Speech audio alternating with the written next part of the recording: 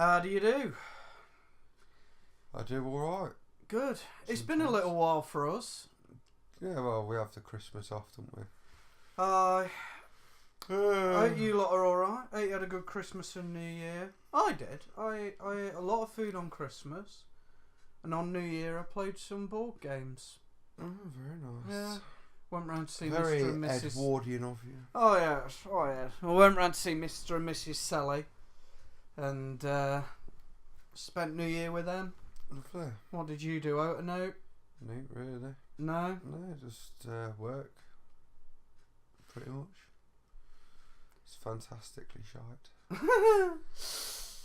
But we're back. We for are. 2019. Yeah.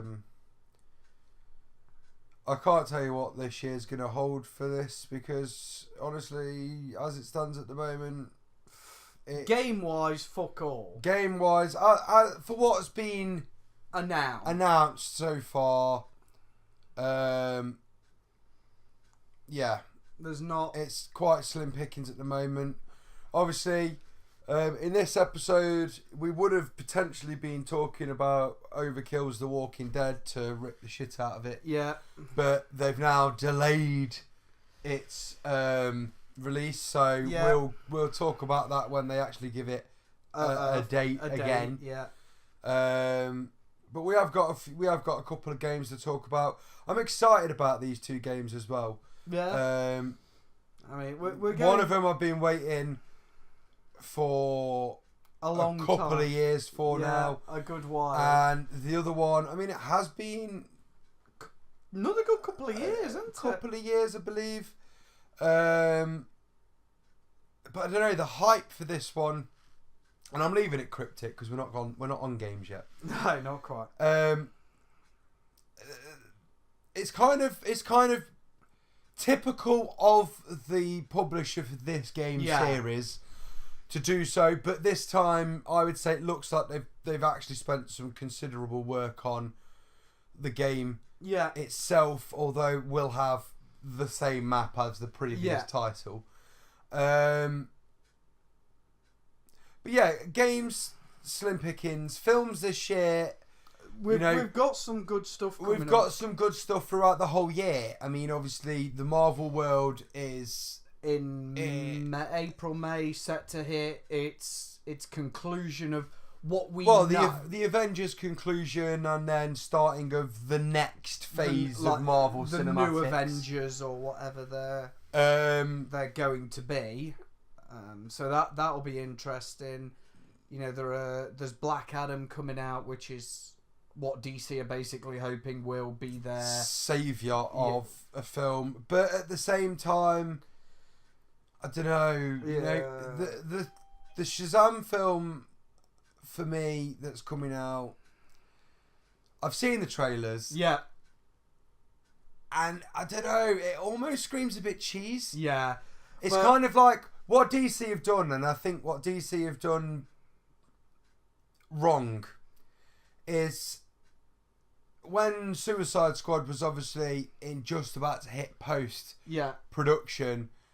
Obviously, Deadpool came out and rewrote superhero cinematics with what you can get away with in a superhero film, but obviously showed that the Marvel films have always been more light-hearted, more comedy moments, and then they decided, well, if that's what settles, we need to change. We need to add jokes. Yeah. So the problem is with DC, you know, dark comics. The whole point of it, they are dark comics. They are dark. They are supposed to be gritty. They are supposed to, you know, that's what they're supposed to show. Yeah.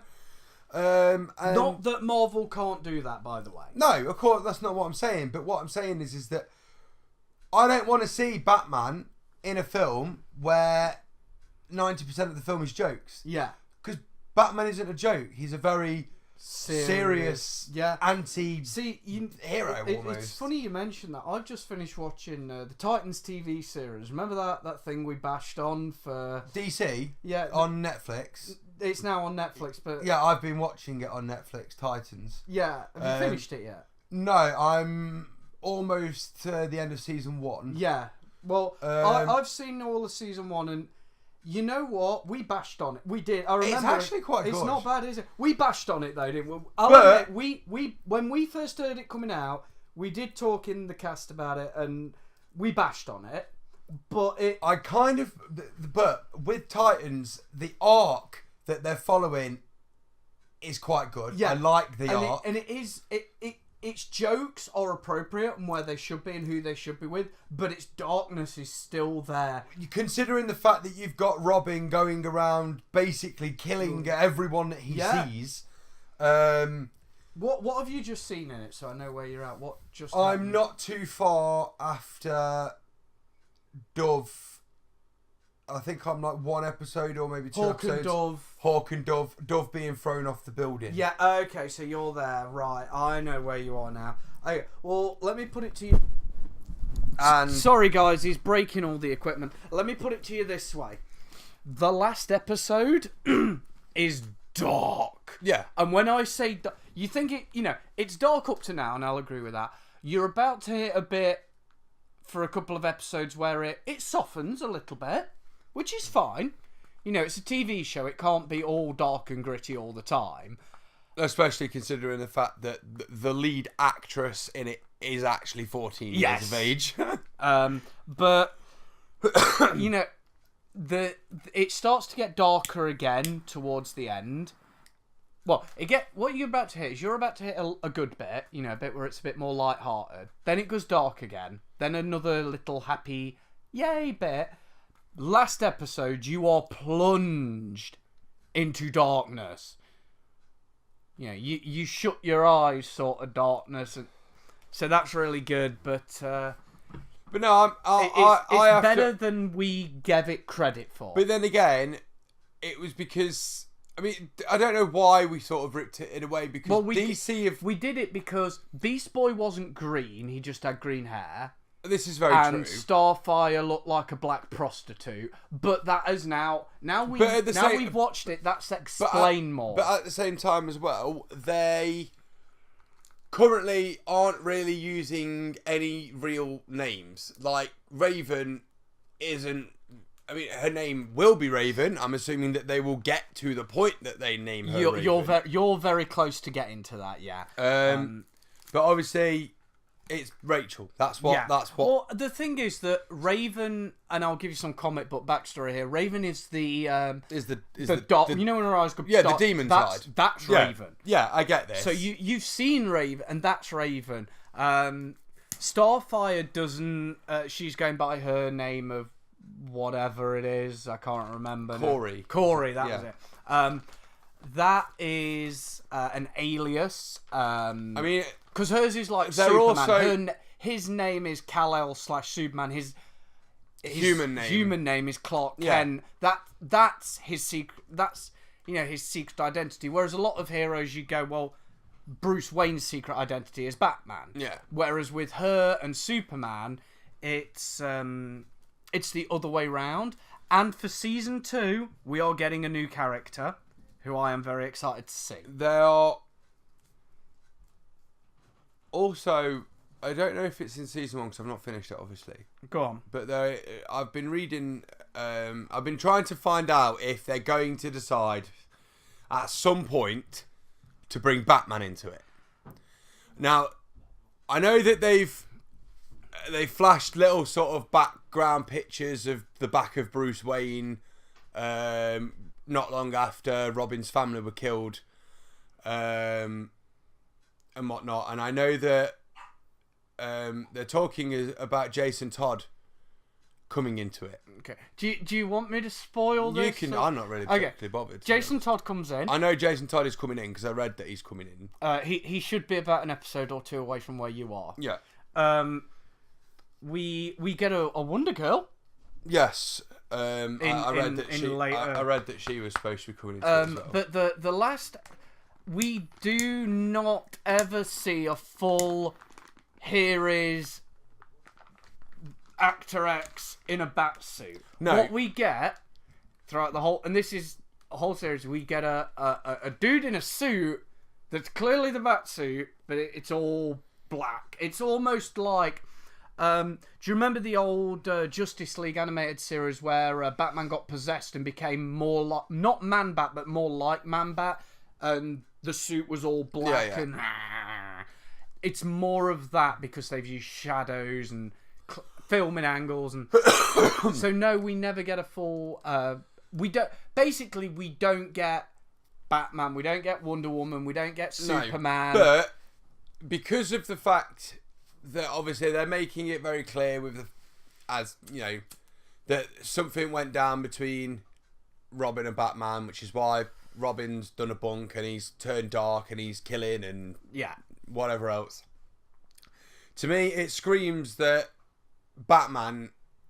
our Batman is going to be cast at some point and brought into if the series continues to pick up. Yeah. Well, I know who we're getting in season 2. We're getting. Bear in mind, we've got Robin. Yeah. We've got Wonder Girl. Who are we missing? Well, who are the Power 3? Let me try and lead him down this path, guys. I know some of you know this. Who are Bear in mind, I've only been up to. Who are the main 3 in DC? In all of DC? Batman, Superman, and Wonder Woman. So if we've got Robin and Wonder Girl, who are we missing? Supergirl. Superboy. Superboy. Yeah, that's who we're missing, and we get him in season 2. They should have gone with Superdog. Just to throw a You laugh mean Crypto? Yeah. Guess who else we're getting? Oh, for God's sake. Bullshit you not, mate. I can't remember if it's a post-credit or not. Don't ask. I can't remember. I saw it 3 days ago. I can't fucking remember. But it's either just before the credits or just after of the final episode. Underground lab. Tank goes boom. Muscular guy about your size, but muscle, not chub. Walks out, smashes a tank, and a dog's there. And it's like, there's Superboy, there's Crypto. I'm happy. Season 2, hurry the fuck up. But yeah, so that's something to look forward to. But we should get on with the games and the movies we're actually talking about. Yeah. Well, we can be as long as we need to be, and the day it's a starting episode of the year. Yeah. So yeah, we'll talk about what's coming out in February film wise. Before we do that, shall I just? This month have seen Aquaman and Glass. Yes. At the cinema. Aquaman wasn't a bad film, like by any stretch. I like what they did story wise. It wasn't great. I shouldn't have paid to see it. Unfortunately, but that's the way with the one DC thing cinematics. made a big fuck up. So in Justice League, as everyone will remember, he wore his iconic gold armor with green boots and green gloves, and in Aquaman, it's set after the Justice League film, and the whole reason behind it is he's trying to get the Trident of Atlantis, the thing that will make him king. Yes. Spoiler alert, he gets it. And when he grabs this trident, he magically gets adorned in gold armor with green boots and gloves.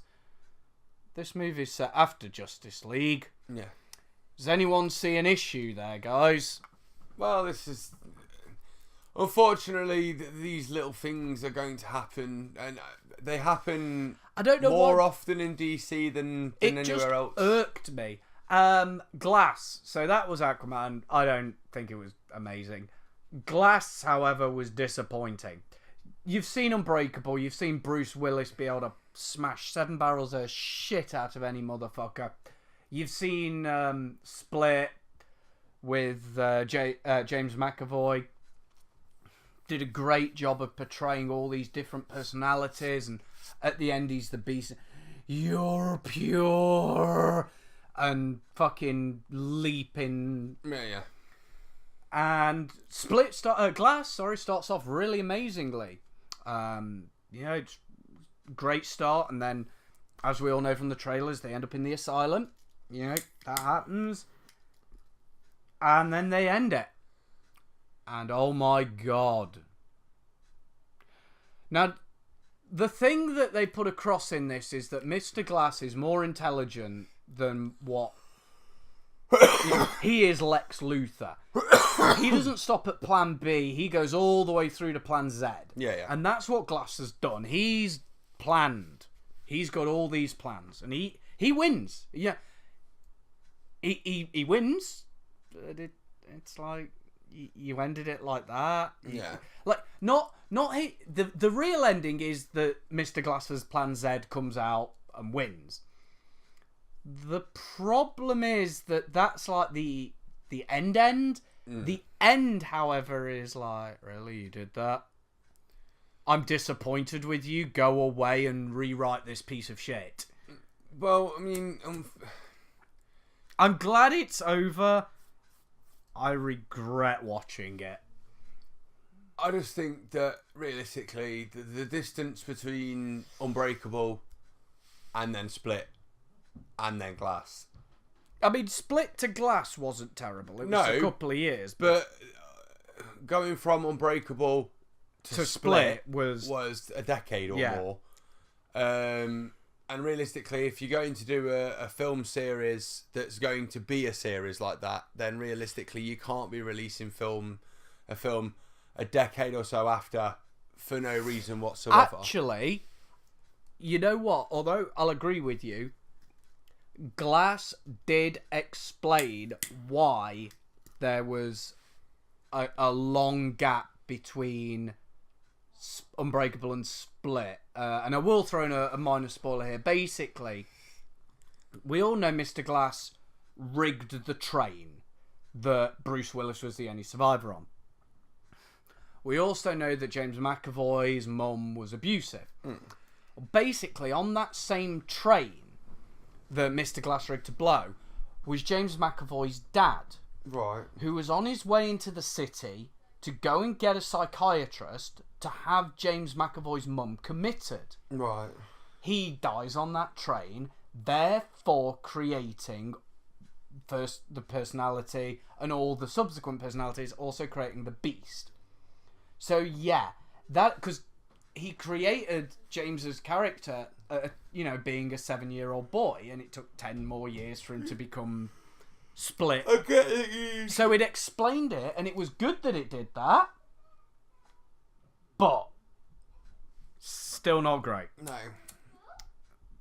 And I mean, with a film that realistically has been given quite a lot of hype as well, I suppose in a way it's more of a disappointment. It is. The ending was a disappointment. I was happy with a lot of it, and then the end came, and I was like, this is what you need to leave your fans on. Yeah. You need to get them ready for not even your next film in this series, because don't get me wrong, Glass is one of those films.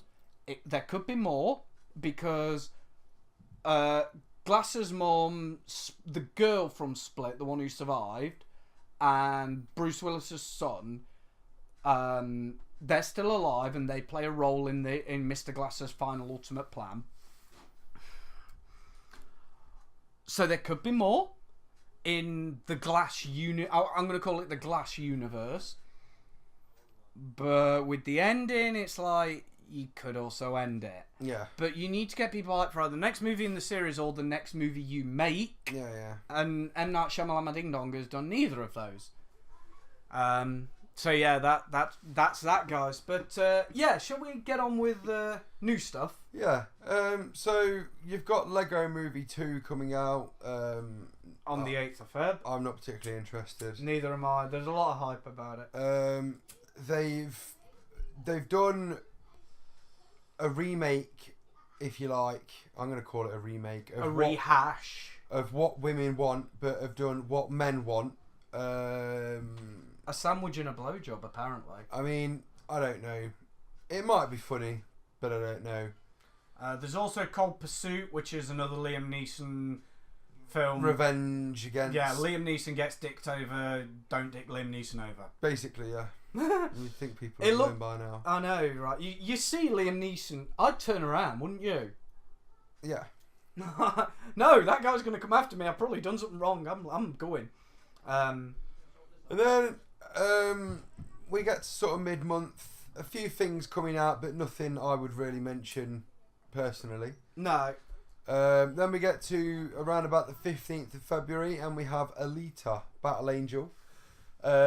This is a sci-fi action. Yeah, but I don't know. From the trailers, it looks half CGI main character and then like real human models as well. Well, the way I've understood it is that the actress who played Alita was suited up, mapped out, and then they CGI'd Alita over it. Yeah. And everyone else was just playing Mr. Whoever, and this mic is it? No, that's not part of you. Stay microphone. But no.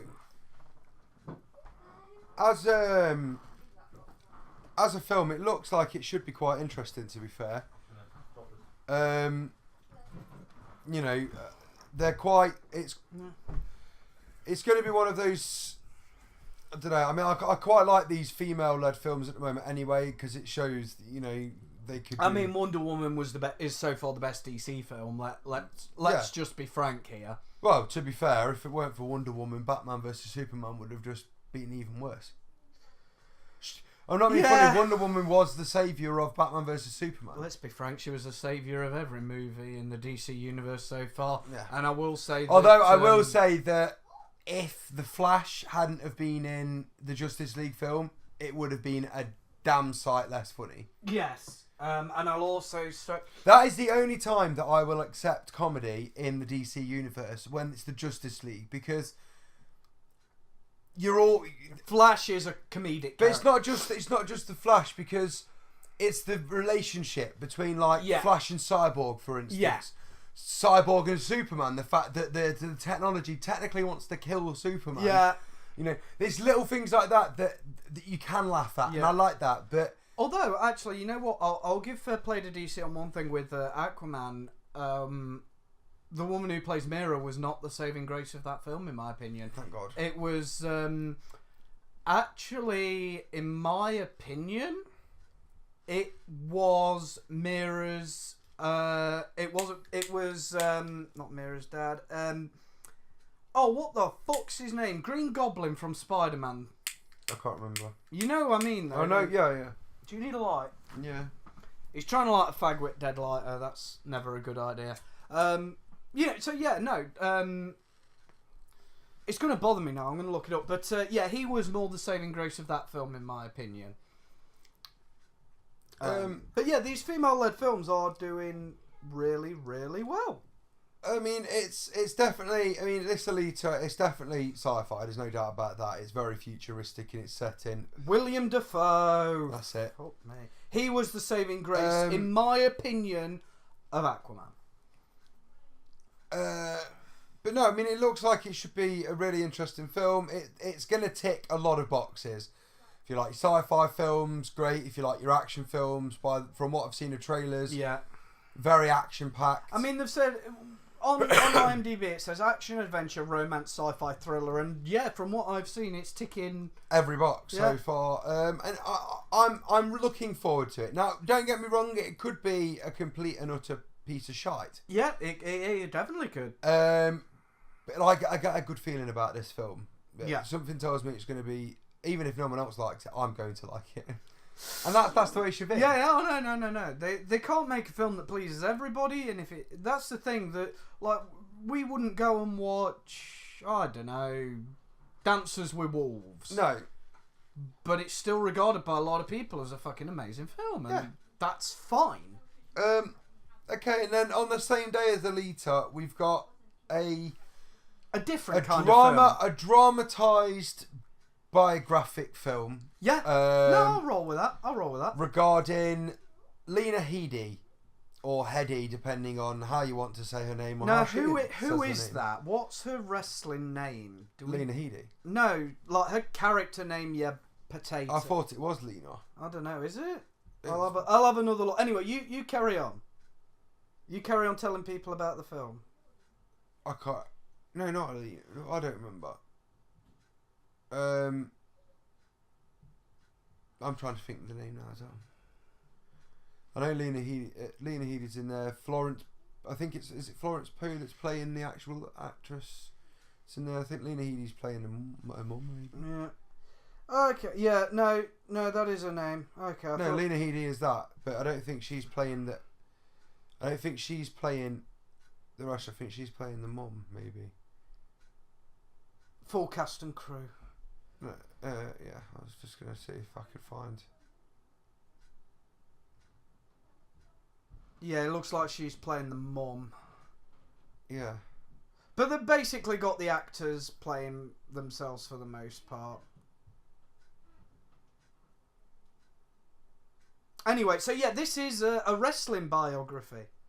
Paige, thank you. That's who it's all about. I know. Paige, yeah. So you've got in that film, you've got Lena Headey, you've got The Rock.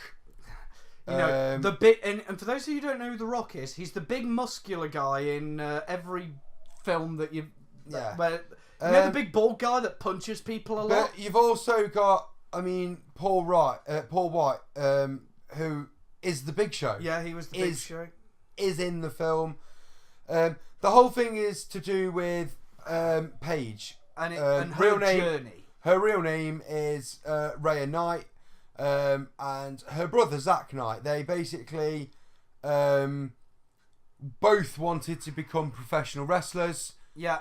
He wasn't good enough. Well, he was better at wrestling at the time when it starts. He's better at wrestling, but he's got none of that dramatics that modern wrestling is all about. Yeah, because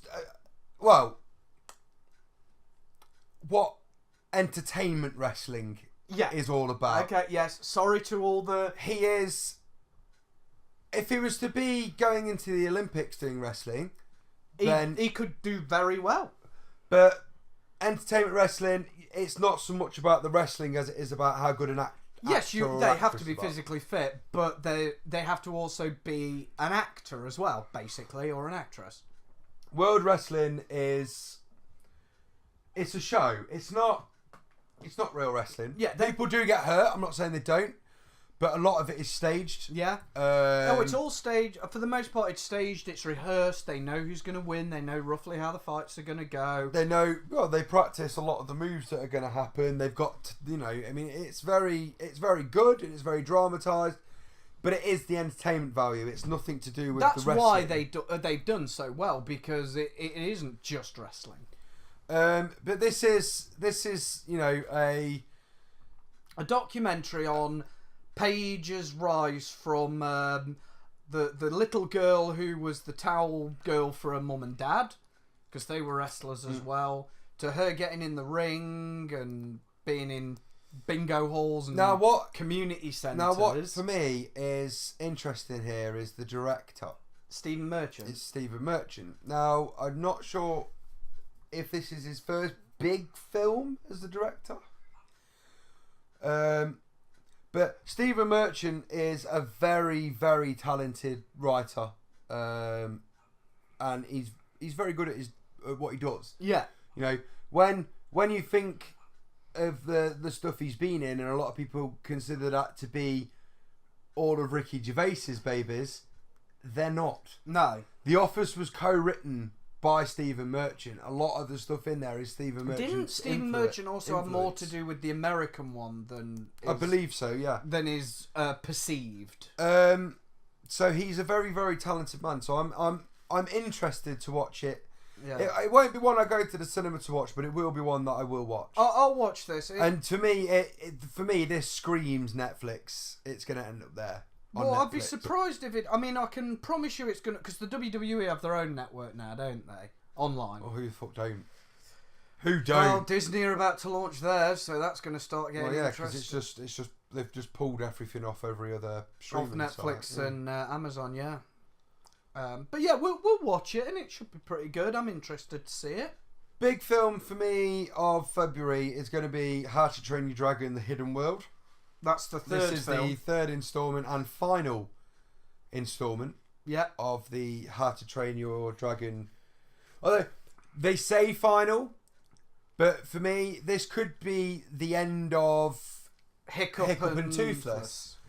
It could be the end of How to Train Your Dragon. To me, to be fair, it's been going on now for a long time. It is right. Yeah. For ending. But it could also just be the end of Hiccup and Toothless. For me, I've watched the TV series as well through Netflix. I really enjoyed that. I think they were... I know that they're kids, but they are enjoyable to watch. I'm interested in the third installment because the films, for me, they've always been good films. And for me, they're one of DreamWorks' better projects of the past few years. Yeah, for me, it certainly takes me back to the Shrek. Yeah, the original Shreks, Shrek 1 to 3. Yeah. Because let's be fair, anything after Shrek 1 to 3 is just a waste. I mean, to be fair, Shrek 3 was pushing the boat. Yeah. But How to Train Your Dragon is their I don't want to say revival, but close as damn it. But no, I mean, I'm interested to watch this. Yeah. Obviously, we're going to get a Light Fury now, which is the female version of the Night Fury. Even though we've all got to bear in mind that Night Fury and Light Fury and all the other dragon names are just names that they have been given. Yes. But I don't know. I mean, I've from the first How to Train Your Dragon really gripped me. I enjoyed the story. Yeah. I like the fact that they've gone with the fact that dragons themselves are generally nice, kind creatures to a degree. Yeah, it's always or been at least can be trained to be. It's always been the alpha that's been the problem. And then obviously the second film for me was really good again. I mean, it was gripping all the way through. For me, the second film was better than the first, in my opinion. I liked it because I think the first film was really good. But the second film did what a lot of second films do this. Two Towers is my favourite of the Lord of the Rings trilogy, ignoring the bit in Return of the King where all the ghosts fly off the boat. And then a lot of the second films of trilogies tick the most boxes for me because they've learnt the mistakes from the first film, corrected them in the second one, but not got balls so big they make the fuck-ups in the third film.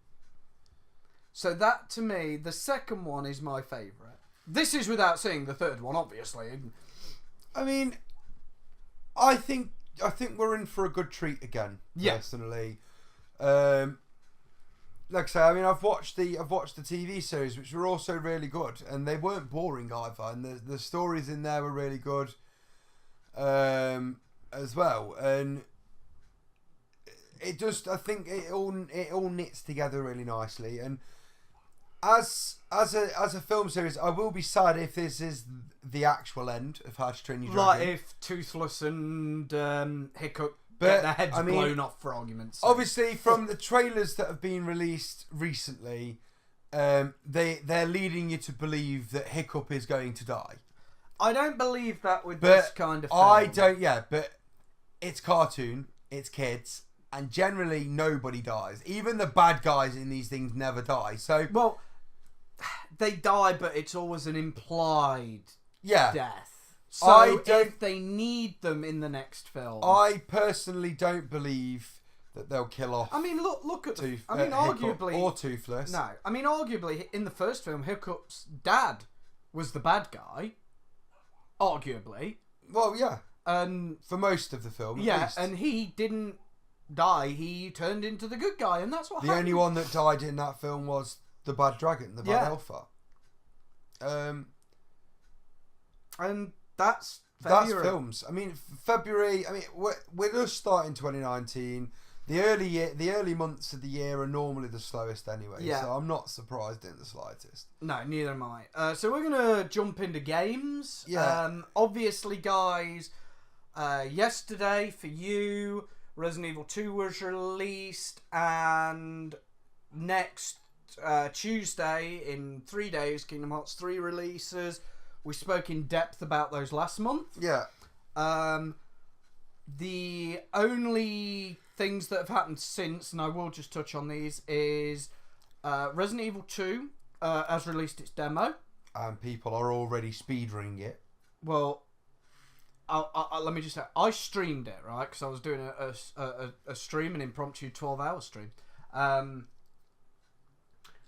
And I finished it the first time in 20 minutes. I then used my last 10 minutes and thought, fuck it, I'll have a bit of fun speedrunning it. And I did it a second time in that 10 minutes I had left. So much so that I loaded up the game again and just stood in the hallway and waited for the timer to go down. So, but yeah, it's speedrunnable, definitely. But it's good. It looks like they've changed what needs to be changed, fixed what needs to be fixed, but kept it true enough to the original. I think what they discovered with Resi 1's remaster of a remaster of a remaster was the fact that HD remastered editions don't cut it. No. In the gaming world anymore. Don't get me wrong, I love loading up a PS2 emulator, pulling out some abandoned PS2 games and playing them with their original graphics, because you know what, I don't mind the nostalgia, but I don't want a HD version of that. No, because I could just get the original ROM and play it on an emulator. I like what they've decided to do with this game, which is basically build it from the ground up, same story, but everything will be new. Yeah, no, gameplay, controls. Basically modernise a classic. Yeah. It's taken them a long time to do it, but I think it's going to pay off for them. Yeah. And I think that if it pays off in such a way that, say, Resi 2 is for Q1 and Q2 one of the highest grossing games. Yeah. I believe it will push other developers that have got older game titles that are popular to redo the same. We've already seen major success financially for Crash, for Spyro, for games that most people would have thought were dead and buried. I mean, because obviously Spyro is now in Skylanders. Skylanders, thank you. But I mean, Skylanders now doesn't even focus on Spyro at all. So, for me, Spyro was dead and buried at the end of the PlayStation 2 era of gaming. Same with the Crash Bandicoot games, and I hadn't thought about them. Honestly, I hadn't thought about them until they said they were doing rebuilds. Yeah, and then I was like, "Holy shit!" Yeah, no, I'm with you. I think that. I don't get excited by HD remasters. No. They don't excite me. But they've done well with Resi 2 of not just remastering. Don't get me wrong. They've remade it in places that needed it. Well, they've remade it to a point that now you can say it is a new Resident Evil game. From looking at gameplay footage, you can't compare the two. Oh no, at all. There is a lot of differences. But yeah, so we've had a little bit for Resi 2, and for Kingdom Hearts 3, we've had new trailers, and you know what? They're telling me everything we already knew. There are Keyblade transformations, there's power-ups, there's blah, blah, blah, blah, blah. There's going to be more of the same. Guys, on Friday, for you guys, on Friday next week, Part 1 of Kingdom Hearts 3 will be on the channel. What I'm hoping is, before we record the next Bearded Opinion, I will have finished the main story campaign. I will never in a million years 100% those games, because I do not have 500 years. Yeah. And although all parts of it will not be up on my channel, I would like, with my lovely co-host's permission, to spend 10 minutes, and I will give you, hopefully next month, if not definitely the month after, I will run through the key points of the game. Obviously not, first you go to Hercules as well, then you go to blah, blah, blah, blah, blah. We don't care. What I'm saying is, so in the first we get a Keyblade, then we go and retrain, then we meet this person and this happens, then we do this, then we become this person for a bit and do this and this, and then in the final fight there's XYZ happens and boom. And then for what they've set up is, because obviously there will be a secret hidden ending, and yes, I will just YouTube the fucker because I'm not mentally ill. and in the secret trailer, this is said. So hopefully next month, if not, definitely in March's podcast. But that's it. Now for new games. And we don't have a lot early Feb. No, we don't. So very early February, there is like the first. Song of Memories and Wargrove. Yeah. Never heard of them. They look like Japanese anime games. Yeah. Yeah.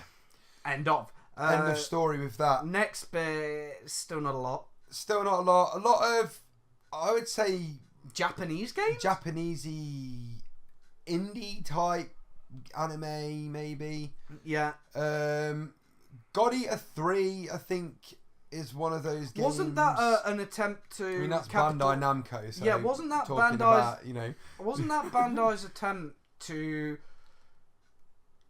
conquer God of War at one point?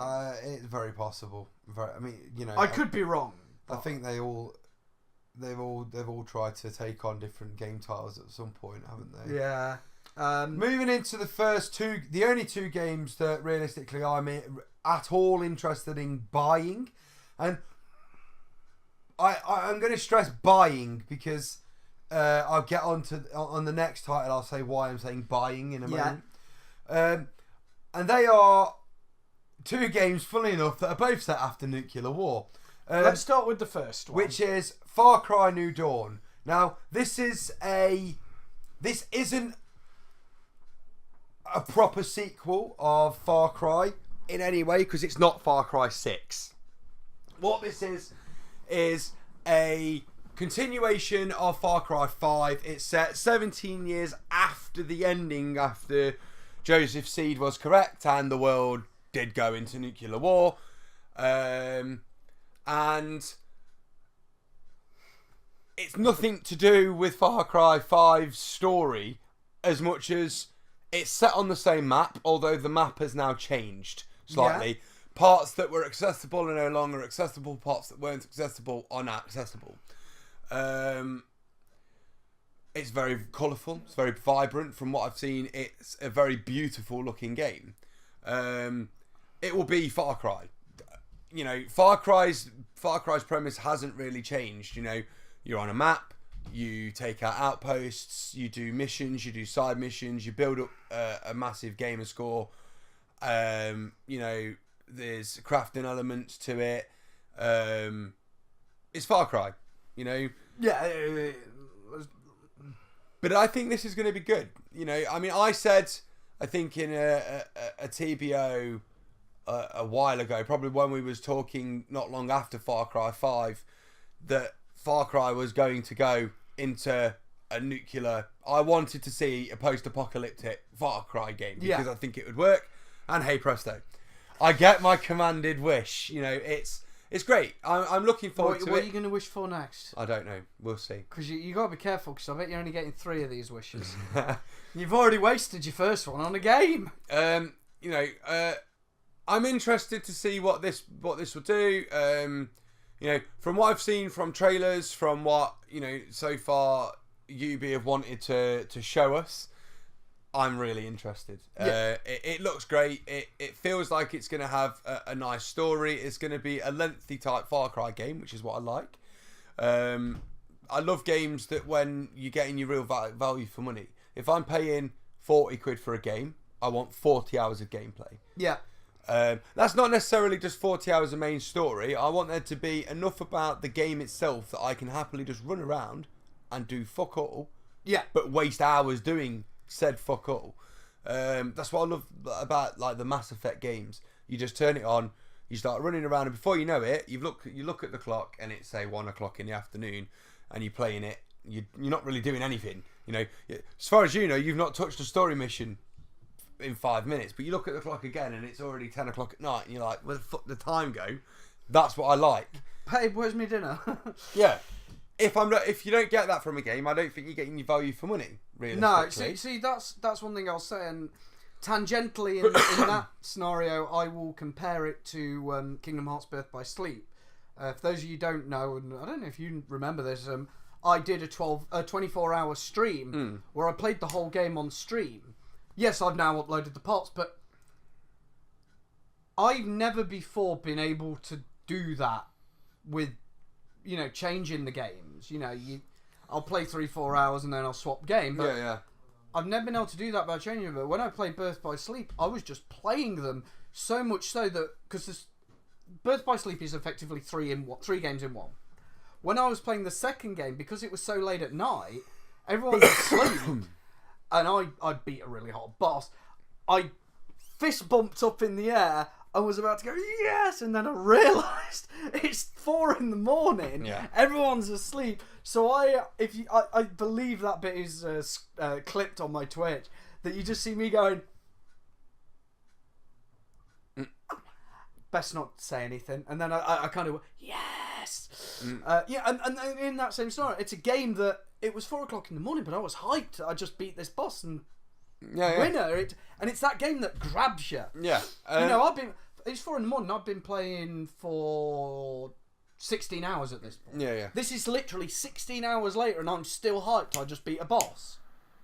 Come on. Yeah. That's a game and this is another one of those games that he's talking about. It's got to grab you. Yeah. And I think Far Cry New Dawn will do that. Now, on the same day, unfortunately, you might end up spending a lot of money here. Basically, guys, book the week off work. Is what we're telling you. I'd probably book 2. Fuck it, use your whole holiday. On the same day, you've got Metro Exodus coming out, which is going to be the first Metro game that is in a more open world, non-linear format, because the other Metro games have all been very linear. Yeah. And it looks beautiful. It really does look gorgeous. It looks very pretty. I really cannot wait for this game. I've been wanting this game since I played the Metro games. Everyone had played the Metro games long before I'd even looked at them. I'd heard about them. I'd not really thought about them, and then I decided, you know what? I'm going to play Metro. Yeah. I got the Metro games. I played the first one. I was like... And then he looked at the clock. I was like, right, no wonder I'm hungry. Yeah, I'm like, I need the second one. I got the second one. Did the same again. And then At I'm this like, point, I need we a have to have him third. Committed to hospital for low blood sugar. They're just really good games, It's... Even though they were linear, it still had that almost open world RPG sort of feel to it. And now we're getting that more open world RPG, and I'm really looking forward to it. Because the Metro games, obviously, they're based off books. Yeah. Which is not something that you always see, to be fair. You normally get film to book to film rather, before you get book to game. But no, the story... But then do you think... Have you read the books? No. Do you think the books... I don't read. Could very much. That's true. So. I can read. I have to struggle to get him to read what's on the screen in front of us, guys. Yeah, I can read, I just choose not to. Do you think... I'll say the games are fairly close. Do you think... Well, the first game is very, very close to the book. The second game has nothing to do with the... Basically, the way it worked is they did the first game based off the book. Did really well. Then the second game, they changed the story to fit how they wanted the game to go. And then the writer of the book wrote a book that made it canon. Yes. Which shows you how well the game's writers did their job to me. But you played them. You know they're roughly around the books. Yes. Do you think that could translate well enough to film? Yes. You do? Definitely. The reason I say so... writers. Yes. No, the reason I say so is because the Metro books themselves started off just in Russian. Yeah. Okay. I think it was within 12 months, the demand for the book in other languages was so high, it then got transposed in like 100 different languages. Yeah, it had Harry Potter syndrome, basically. It went absolutely wild. Because I know when Harry Potter's first came out, people were sat there with English to whatever their native language is dictionary. I think, though, you would definitely end up with a Lord of the Rings type syndrome with a film. Yeah. You would basically be planning to release fully extended full editions of the film at a 3 to 3.5 hour runtime, but you would release a theatrical cinema release at a 2.5 hour runtime, which wouldn't make any sense. Like the Lord of the Rings films don't, unless you watch the extended editions, which they make sense enough, but I know what you mean. You need the extended to give you that. That's why Frodo's missing a toe. Or that's how Sam magically has a piece of rope that can burn Gollum and keep him under control. You know. I mean, yes, we just assume he got given it by the elves, but until you see where he actually gets given it by the elves, you know, you're just assuming stuff. But no, I think it should be a really interesting game. It's very survival horror type. Yeah. But that in a good way. Yeah. Not in the over release. Not in the Amnesia Outlast way. Yeah. Not calling Amnesia or Outlast shit, but since those games came out, because everyone and their dog's done it, because you don't have to worry about bullet physics or anything like that, it's oversaturated. Yeah, when you don't have any real enemy in the game, you don't need any sort of guns or anything. No. So it is just basically anyone can design that game. Yeah, it's not hard. Right, now we get on to why I said bye. Okay, now the game is actually released on February 22nd. Now that game is Anthem. Now I know that Anthem is this action RPG game that is got a massive load of hype around it. It looks really fantastic. It's possibly going to be a flop.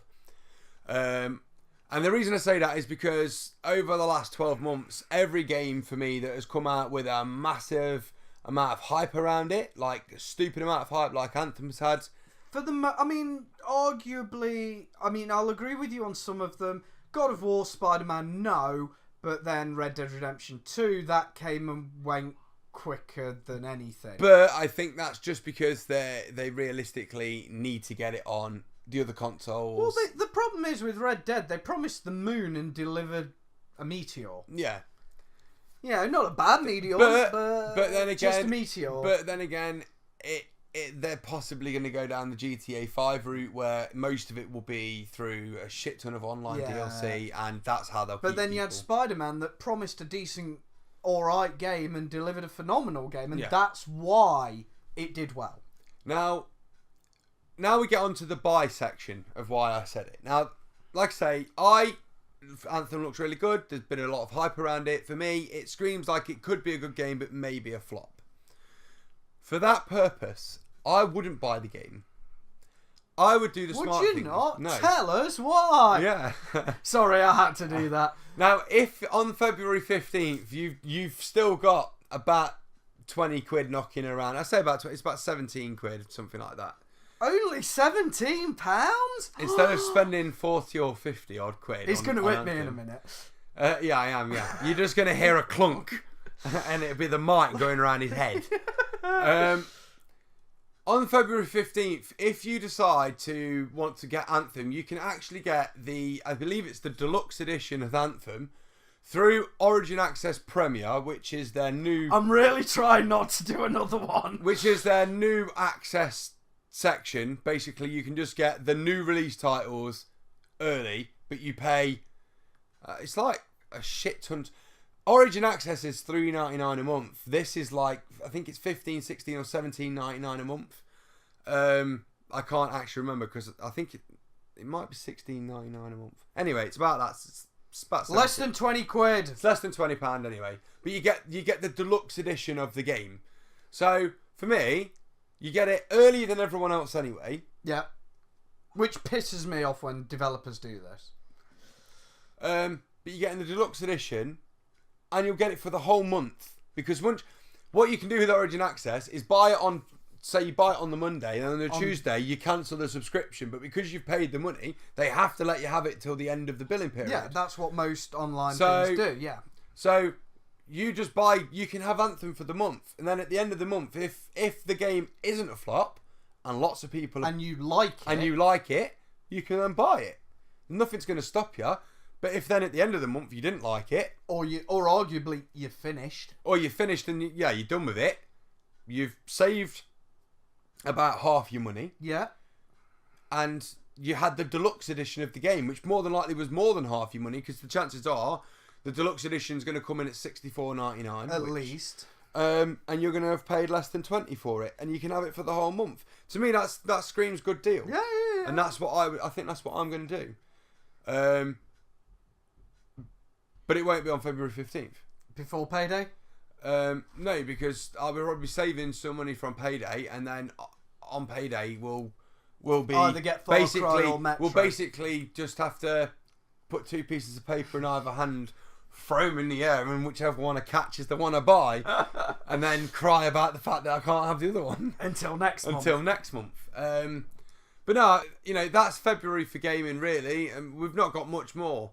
There's Lego Movie 2, the game, if you really want. I suppose a big one would be Dirt Rally 2.0. Yeah.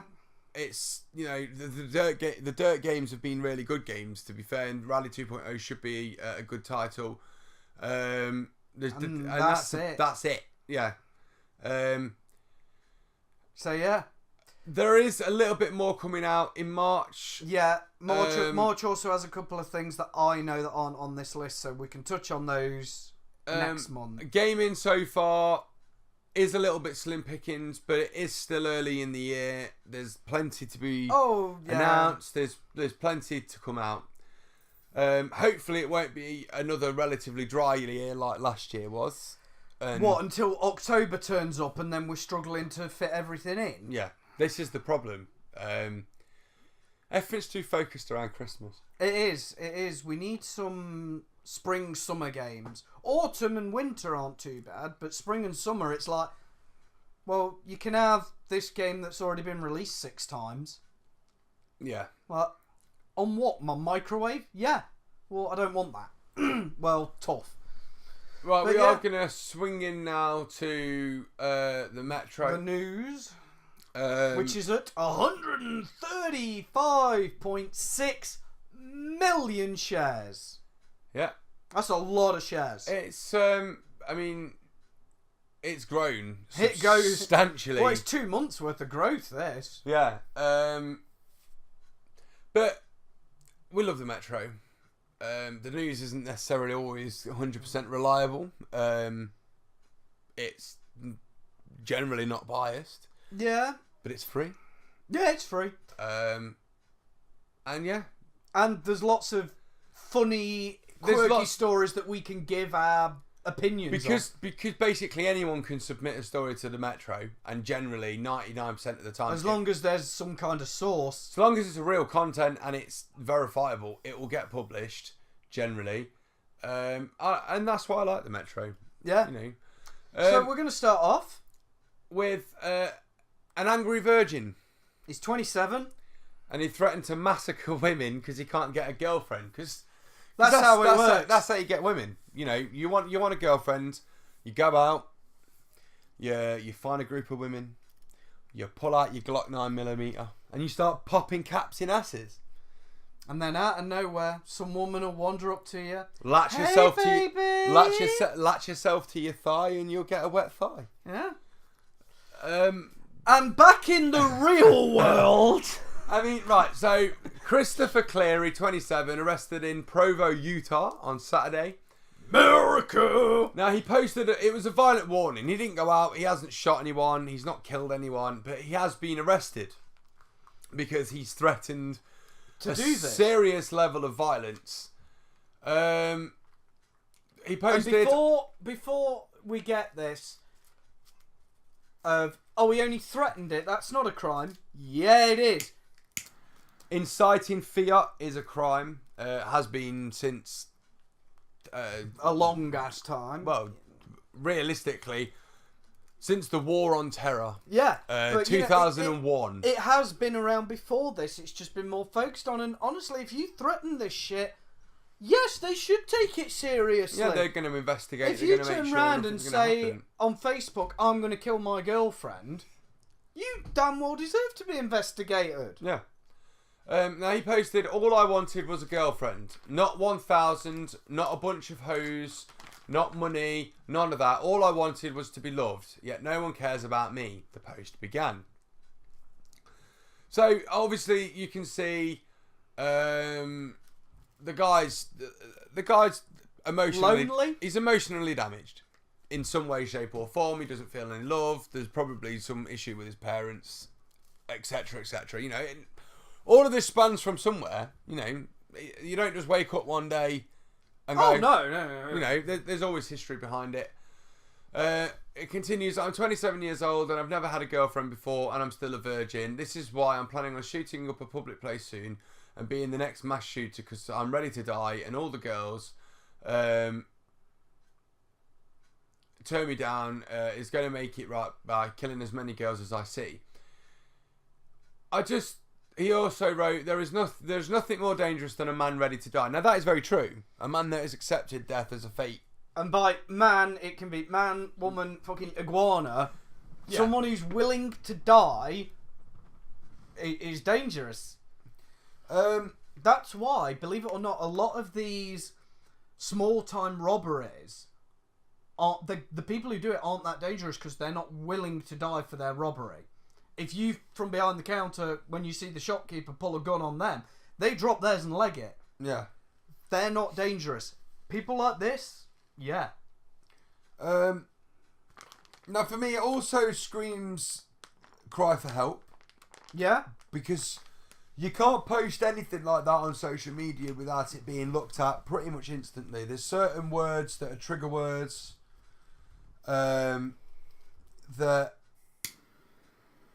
basically the minute you have finished typing and posted it, they get ping straight away on a government list, and they're looked at. They look at. So if you wrote the word bomb. shoot, yeah, bomb is one of those words. But if you wrote, if your actual status was something like just been playing Tom Clancy's Rainbow Six Siege, can't believe some noob used a bomb to wipe everyone out, they look at that and go, okay, it doesn't matter. It's a video game. Yeah. But if you go. Or, you know, if you said, party next week, it's going to be the bomb, again, it's discarded. But if you put... Just bought the ingredients to start building the bomb. They're going to look at... Yeah. They're gonna go, right, who is this dick? Yeah. Now, if the bomb turns out to be a new nightclub drink, then what? Yeah.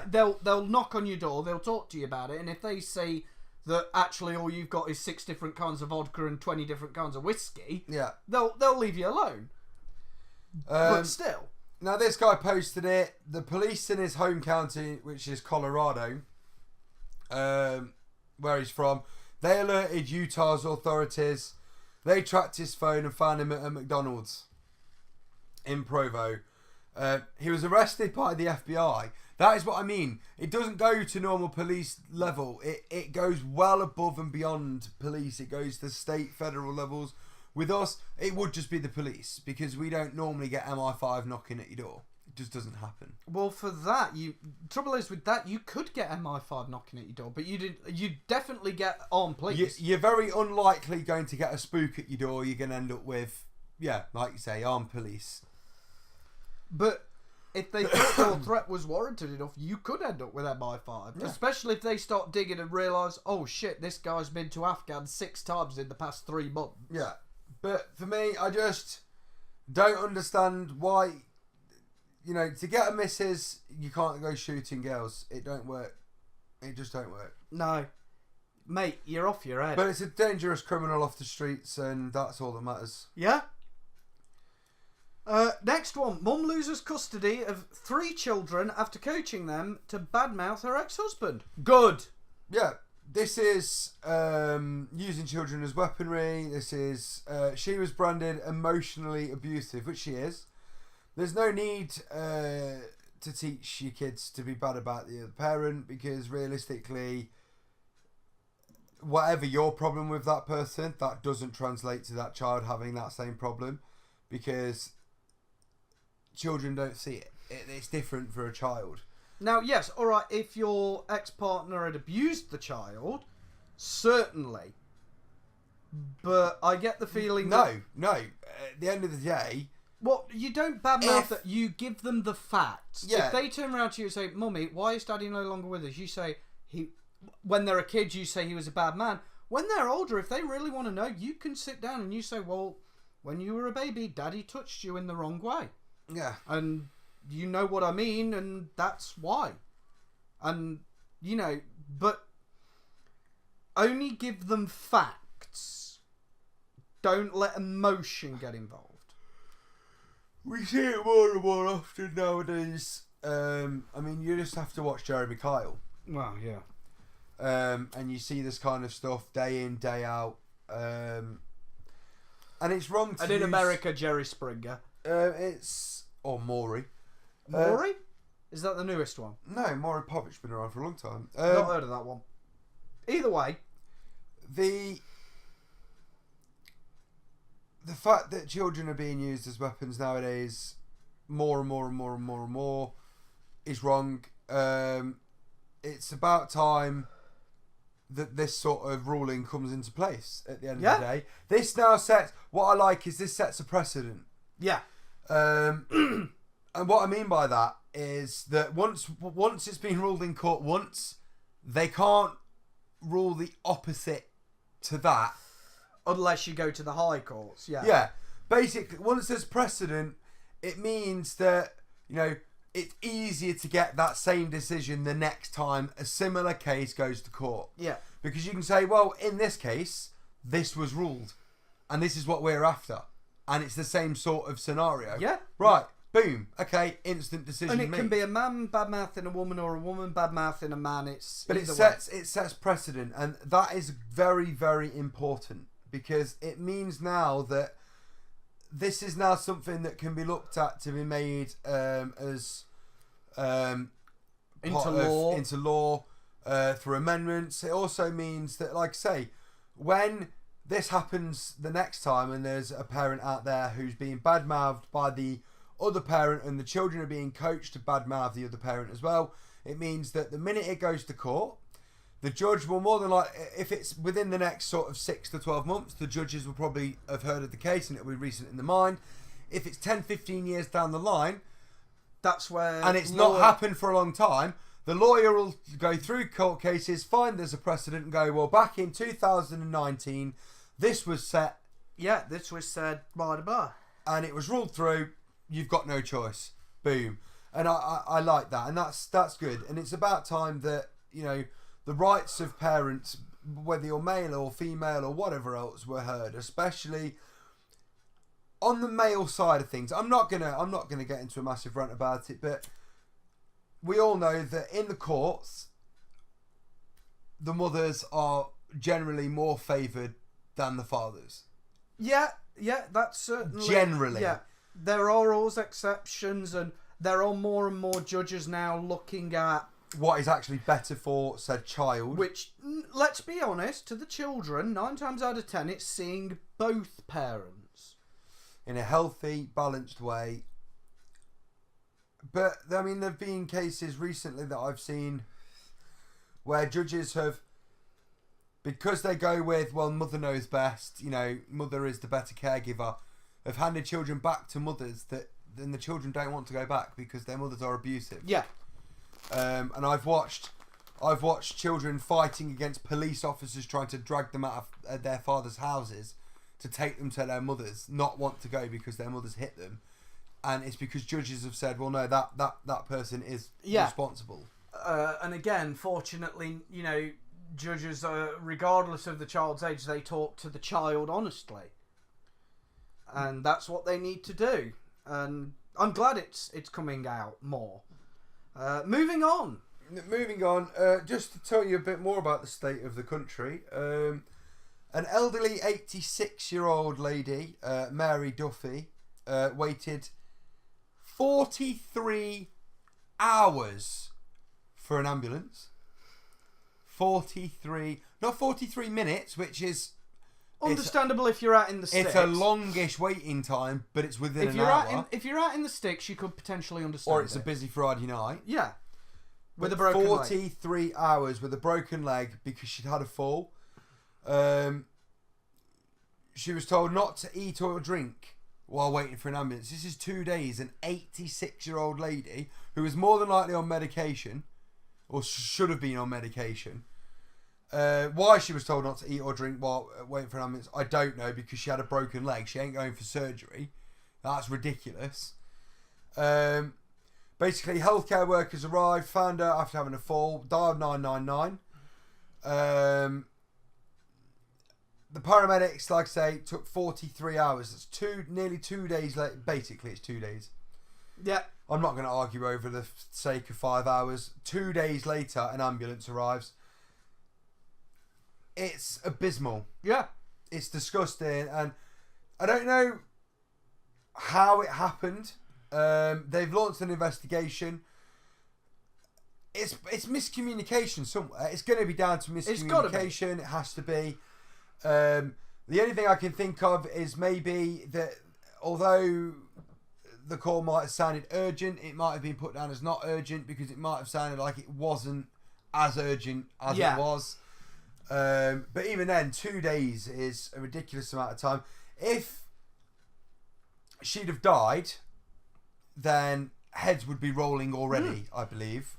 I think that there needs to be a good hard look at what the hell's going on in this country. Yeah, why did it take so long? That is ridiculous. That is what I want to know. Why? Give me a good reason. Did all your if all your ambulances spontaneously combust, then all right, I'll say that was fair. Fair cop. But if it's Fred didn't tell Joe that he needs to get in his ambulance and go and see her, then Fred needs a smack round the face and a sack. The advice from 999 to the healthcare workers was to leave her where she fell. However, the staff didn't do that. They had actually put her back onto her bed. She'd fallen from a chair, but they'd put her on a bed, which, fair play, because with the fact that this poor lady had waited 2 fucking days for an ambulance, if she'd been left on the floor, she'd be dead. Because it's colder on the floor, she'd have been weaker, she'd have been more uncomfortable. Yeah. When her child, I believe, her son phoned a second time. They said get her ready. They did give her painkillers this time. Yeah. It's awful to think that this poor lady has been through 48 hours of trauma. Yeah. Because of some sort of miscommunication with an ambulance service. And to be fair, I hope that when they find out the cause, that they don't just try and write it off. Yeah. That heads roll. Yeah, no. Basically. Next one. Smear tests reach 20-year low as women miss vital appointments out of embarrassment. So, I wanted to touch on this because this is ridiculous. This is what's happening in the modern world. You go and speak to your gran, right? And you ask her about what she'd tell the doctor. I can tell you now, there wouldn't be much she wouldn't tell the doctor. Yep, pretty much. In fact, go and ask your mum. Yeah, she'd probably tell you. Because I would say a lot of mums, depending on your age, of course, but if your mum is, say, over the age of 40 or 50, there ain't going to be much. Yeah. They ain't going to tell the doctor. But in this modern world, we've become embarrassed by our own human form. Yeah. And it is a lot of, airbrushing and Botox. Yeah, it's the media. It is the media, 100%. What women should look like, what men should look like, the 6-pack toned look, the big boobs, thin waist, big arse, whatever look for women, the ultra thin, the ultra whatever. Yeah. See, I don't agree with that. I think right. If this podcast reaches 100 likes, right, I reckon we should do a tasteful nude calendar. Fat Hairy Podcasters calendar. What do you reckon of that one? Well, we could probably. There's me and you, and there's plenty of others that we know that are fat and hairy, and we could potentially do a big calendar. We could get a calendar. So there you go, guys. There's your challenge. Big hairy. 100 likes, and we'll get you a calendar of fat hairy men. Because you know that's what you love. Because of this as well, this sort of stigma around what things are supposed to be, what you're supposed to look like, how things are supposed to look, how things are supposed to smell. Yeah. The smell one gets me. Oh my god. Like, okay, right. If it smells down there and you wash daily, like you're supposed to, and you use correct soaps and potions, lotions, and whatever else you want to use, and there's a smell problem, you've probably got a health condition that you need to go to see a doctor about. You know? This is what these tests are for. You know? If you have, I'm going to say, fishy fanny syndrome or cheesy dick syndrome, or, you know, you got lumps and bumps and dimples and pimples and whatever else, that's what a doctor is for. Yeah. Now let me on the flip side say one thing, that however, a doctor is not there when you wake up with a runny nose, and that is part of the problem. Yeah. That you go there when you got a runny nose, guess what? You got a cold, man up, get over it. But if you've got an unusual lump or bump, that's what he's there for. I mean, okay, so cervical cancer, the big one for men, well, the two big one for men are, in younger men, testicular cancer between sort of the age of 20 to 35. Moving on from sort of the 30s onwards, prostate cancer. Yeah. There's two tests for men for those. One, you grab your balls in your hand, you give a little squeeze of one ball to sort of line it up. You run your fingers over your balls. You feel for any lumps or bumps. And when I say lumps or bumps, I'm not talking like, you know, cartoon. Your normal lump. I'm not talking like cartoon. You've just smacked it with a frying pan and a huge fucking Mount Everest appears. I'm talking pinprick lump on the ball. Now this, just to be aware, this will be a noticeable small lump. Yeah. If you feel sort of like a small cluster, you're probably not doing it right. What you're probably feeling are like veins and arteries. And if you're completely not sure you're doing it right, go see a doctor. He will happily feel your balls to make sure you don't show have you how to do it. Cancer. If you ask him, hell, go online. There's probably healthcare videos on there that you can find. And the other one, of course, is a very, very tender subject for most men: the prostate exam. The doctor will ask you to bend over, grab your ankles and make a wish. He will either ask you to bend over the table or lie on the table, bring your knees to your chest, and breathe out. Breathe out, because when you breathe out, it relaxes your body and it's easier for the insertion. He'll take his index finger thus. He will, after putting a glove on, lubricate it and glove it, and he will ask you to make a wish. Push it in, give a feel, and it's very quick. It's literally 10 seconds. In, feel, no, that's nice and soft, lovely, no problem. See you later. Oh, no, that's rock hard. We need to have you tested. Yeah. Now, 9 times out of 10, if that's the case, it's probably nothing. Yeah. And it is probably nothing. Could be a viral infection. Could be viral. It could just be that you're a little bit harder there. Some people are just different. Bodies are all different. And for women, they ask you to get on the bed. You put your legs in some stirrups to open the canal. And they literally take a smear. They take a swab from inside and send it off to a lab for a test. Yeah. Unless, however, there's a cameraman in the corner, in which case, shut your legs and get out of there, because you're about to star in a dodgy porno. But providing that you've gone to a reputable doctor, you know, your usual NHS... And not a Craigslist doctor. Usual NHS, Bupa Care, or whatever else provided professional. Your general practitioner, or your family doctor. You know, then go, because the idea is that these tests are to save your life.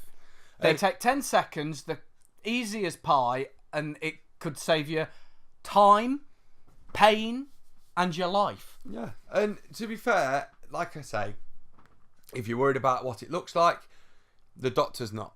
Because the doctor... He has seen more fannies and more cocks. And I don't just necessarily mean he, because you can request to see female doctor.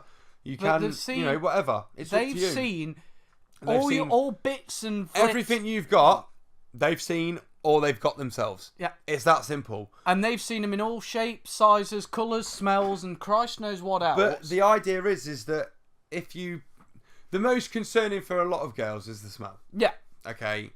What it looks like is a very big part of it, but the biggest part is the smell. And as I say, the doctor is going to smell, obviously. Can't help it. You breathe. He's breathing, or she is. Not if you he's got giggles now. If you go to your doctor and he puts his head to your vagina and like that, get out. Run. But if you say to the doctor, I'm a little bit concerned because there is an odour. I'm not sure if it's natural. I do wash. I am trying to keep things clean. I'm using... You can buy special products. FemFresh is one, I believe, that are balanced for that area because it's a very sensitive area. But they're there to smell, to look, to test. They might just, sort of, when the head's sort of knee area, they might just go, so they know what they're, because obviously, if you say it smells like X, then they know what they're looking for. But if you just say there's a smell, they need to know, is it chemically, is it dirty, or believe it or not, something like, does it smell like fruit? Because that actually can be a symptom of something else. If your it's not personal odour has, I want to say a sweet grape smell is actually a sign of something. I think it's to do with your liver. It's not gonna be like one of them sort of cartoon things where you're gonna open your leg sort of thing. There's gonna be visible green line, visible green smoke appearing out, and the guy's gonna get knocked out. And if that's the case, there is a problem. But just please, ladies, ladies, go and get your cervix looked at. Go and get a smear test looked at. Go and get your prostate checked. Go and get your testicles checked. Go and get your boobs checked. At the end of the day, that's men and women, by the way, because men can get breast cancer. They can, and I'm sick of people saying they can't. Go. That's what your doctor's there for. Any time you feel that you may have a health concern, go to your doctor. I'm not saying that you should do it all the time, and you have got things like the 111 service, NHS Direct, if you book it for which by the way you can now do online. Yeah. You can now do the proper NHS Direct online, and it's really good. If you go for the first time, and if there is nothing wrong, your doctor will say, okay, we'll contact you in however long it's meant to be between appointments. But what I'd say is, if you're worried about the smell of it, how do you think that problem's going to go away? Yeah, if you don't go see someone that can solve it. If you do find a lump, how do you think that lump's going to go away? Let's do it the same way. So you got a smell down there, right? It's not going to go away by itself, more than likely. You've tried cleaning, you've tried washing, you've tried soaps, you've tried potions. Yeah, if you've given it a couple of days, if it's a couple of days, don't instantly hit the panic button, because it could be you've got a small infection, which will probably go away if it's viral, you can't. There's no real antivirals. Yeah. But if it's bacterial, then you'd know, because generally with bacterial, there's not just smell. There is normally some sort fluid of growth or fluid or something. But if it's been a few days, you've cleaned and it's still there, go see your doctor, because it's the same as if you break your arm and the bone's sticking out. What do? Yeah, you go to your doctor. You don't go, oh well, my arm's a little bit hairy and I'm a bit embarrassed about the hairs on my arm and I don't want the doctor to see them. You go, doc, me elbow. I can physically see the bone of my elbow, doc. Yeah. Women, go and get checked. Men, please go and get checked. We'll get to the last story, which is tangentially related. Yeah, teacher arrested for using her health insurance to help a poor child who was sick. So basically, this is in the States, evidently. Basically, she committed fraud, which is what she's being charged with, because she's used her own health insurance for a child that isn't hers. Yeah. Which is fraud. Okay, I get that. Should she be punished for what she's done? Absolutely not. No. She's helped. And this is why I don't like the States, because everything's always about the money. And see, this is the thing I really don't like. It's like over in the UK, is it 16 unless you're in full-time education, in which case it's 18. Yeah. You get everything is free. Everything is free. Right? While you're in full-time education, everything is free. Everything is free. Everything. When you are working or out of education, healthcare is free, bar dental and prescription. And opticians an as well. Optician, yeah. Kids get them for free. However, eye tests generally all over the place in private and the main NHS healthcare sector are free anyway. Yeah. This is excluding, obviously, ongoing problems. If you've got certain issues, they are free. Again, if you're already short-sighted, you need to buy glasses, you are going to end up buying those glasses. But at the end of the day, the test to have those glasses checked out. And at the same time, there are certain eye conditions where you do get free optical. And there are certain dental conditions where, again, your dental is free. Ignoring all that, especially kids, it's free. Yes. Everything. America, no, they're kids. You should have them for free. There's no reason that children who have done nothing wrong, no matter what is wrong with the child, be it a psychological or a physical symptom, that child themselves has done nothing. They need help. An adult certainly could have done something wrong. Children, even if they're, the school bully, they've not done anything wrong. They've done naughty, but they've not committed mass genocide. What's concerning to me is the cost of the antibiotics. Yeah, I can see that. That's ridiculous. But America, come on. Kids, sort it out. So the kid needed antibiotics. He didn't have medical insurance. The teacher decided, well, I'll tell the medical insurers that the kid's mine and get the kid looked at. Yeah. She got the 15-year-old looked at. He was prescribed amoxicillin. The total cost on the medical insurance for this is seeing the doctor who probably said, okay, I know exactly what's wrong with him. 10 minutes later, done fuck all, and these amoxicillin. $233. That is about £225. Can you imagine needing to do that every time you was ill? To find that kind of cash? Hell no. And yes, you do your medical insurance. No different if you do Bupa healthcare here. You pay so much a month. And it entitles you to all of the healthcare. Whatever. That is a ridiculous amount of money for 5 minutes time with a doctor and a prescription for some amoxicillin. I'm sorry, that is ridiculous. It is. Didn't they do a thing a while ago where they found out your average pack of painkillers, like paracetamol or ibuprofen, costs like $1 per pack, or less than, for the whole production? Well, I mean, it's no different to sort of like in this country, like here, you stop getting prescribed ibuprofen and paracetamol. Yeah, because it's cheaper for you to buy it over the counter. Your doctor literally, if what you need, they say you need paracetamol. They say over here, I'm not going to write you a prescription. Just go and buy some off the shelf. Paracetamol can come. Paracetamol you can buy as cheap as 13 pence. Yeah. In some places, ibuprofen normally as little as 20 pence. And don't get me wrong, these can go all the way up to $5 if you buy the.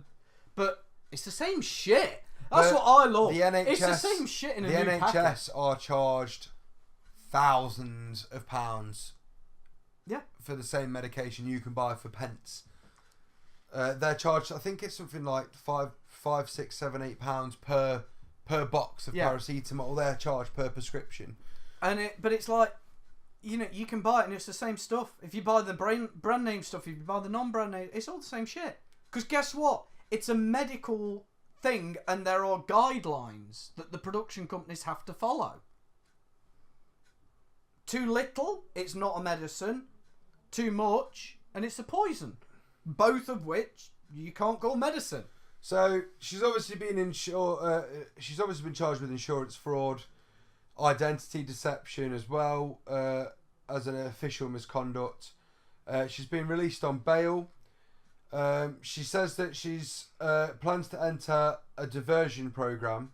Basically, it will allow her to have her any prison sentences dismissed, any charges dismissed, if she doesn't get arrested or get in any trouble for a year.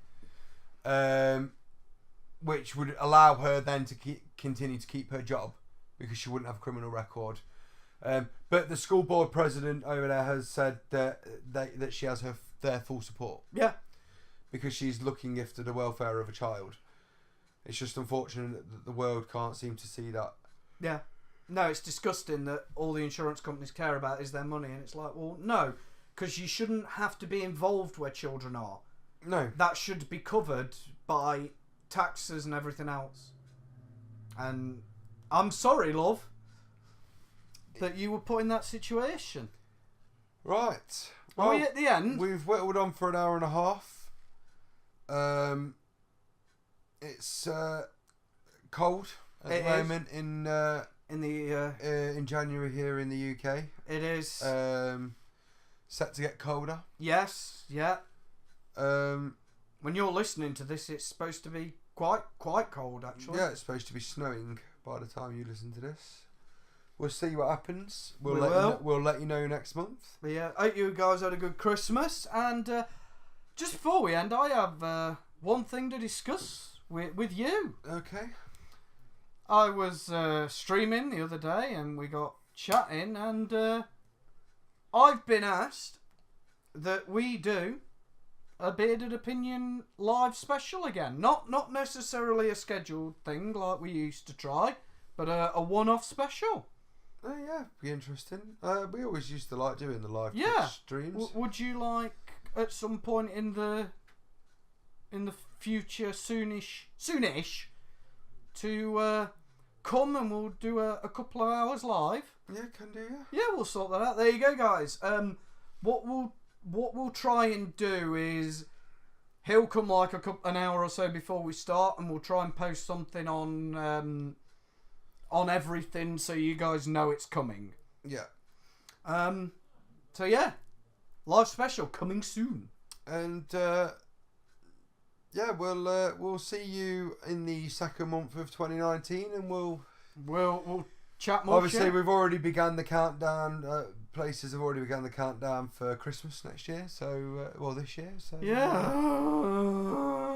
The drudgery restarts. We'll get back to you next month with some more games and some more films and some more Metro, and yeah, hopefully we'll have more to tell you. Yeah, hope so. Right.